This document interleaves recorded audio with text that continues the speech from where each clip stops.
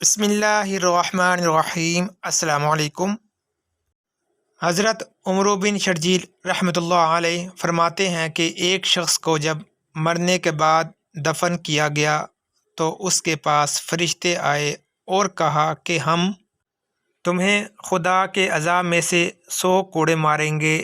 اس نے اپنے روزوں، نماز اور محنت و ریاضت کا ذکر کیا تو انہوں نے تخفیف کر کے 10 کوڑے کر دیے۔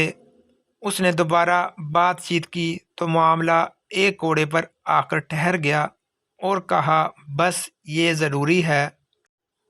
چنانچہ انہوں نے 1 کوڑا مارا تو پوری قبر آگ سے بھر گئی اور اس کو ہوش نہ رہا۔ اس شخص نے پوچھا کہ مجھے یہ کوڑا کس غلطی کے بدلے مارا گیا ہے؟ تو فرشتوں نے بتایا تو ایک دن سو کر اٹھا، تو نے نماز پڑھی مگر تو نے وضو نہیں کیا تھا، اور ایک دفعہ ایک مظلوم نے تجھ سے مدد مانگی، تو نے مدد نہیں کی۔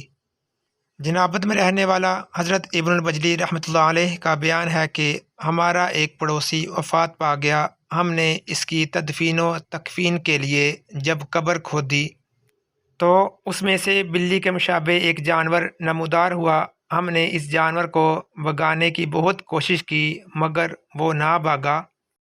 گورکن نے کدال اس کی پیشانی پر ماری مگر پھر بھی وہ نہ بھاگا۔ مجبور ہو کر دوسری قبر کھود دی گئی۔ دوسری قبر میں بھی اسی طرح کا جانور نکل آیا اور کسی طرح سے بھی وہ جانور وہاں سے نہ ہٹا۔ ہم مجبور ہو کر تیسری قبر کھودنے لگے۔ جب تیسری قبر کی لحد تیار ہوئی تو اچانک وہ جانور اس سے بھی نکل پڑا۔ ہم لوگ مجبور ہو گئے اور اسی میں میت کو دفن کر دیا۔ دفن ہونے کے بعد ہم نے اس کی ہڈیوں کی آواز سنی۔ یہ ایک ایسا عجیب واقعہ تھا کہ پہلے کبھی بھی پیش نہ آیا تھا۔ ہم نے اس کی بیوی سے واقعہ بیان کر کے دریافت کیا کہ تیرا خاوند کیا عمل کرتا تھا؟ تو اس نے بتایا کہ وہ غسل جنابت نہیں کرتا تھا۔ حضرت عمر بن دینار رحمۃ اللہ علیہ کا بیان ہے کہ مدینہ میں رہنے والے ایک شخص کی بہن کا انتقال ہو گیا تو اس کی تدفین و تکفین کر کے قبر میں دفن کر دیا گیا۔ اس کی تدفین کے بعد بھائی جب گھر آیا تو اس کو یاد آیا کہ ایک تھیلی قبر ہی میں بھول آیا ہے۔ اس نے اپنے ایک دوست کو ساتھ لیا اور بہن کی قبر پر جا کر قبر کھودی اور اپنی تھیلی لے لی۔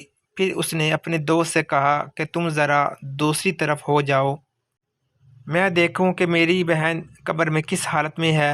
دوست الگ ہو گیا اور اس نے لحد پر سے اینٹ کھول کر دیکھا کہ قبر آگ سے بھری ہوئی ہے۔ اس نے فوراً اینٹ واپس اپنی جگہ پر رکھ دی اور گھر آ کر اپنی ماں سے اس کے بارے میں پوچھنا شروع ہو گیا۔ ماں کہنے لگی کہ وہ نماز دیر سے ادا کرتی تھی اور میرا خیال ہے کہ وہ کبھی بے وضو بھی نماز پڑھتی تھی، اور پڑوسی جب سونے کی تیاری میں ہوتے تھے تو ان کے دروازے پر جا کر کان لگاتی اور ان کی باتیں سن کر ادھر ادھر پھیلاتی تھی۔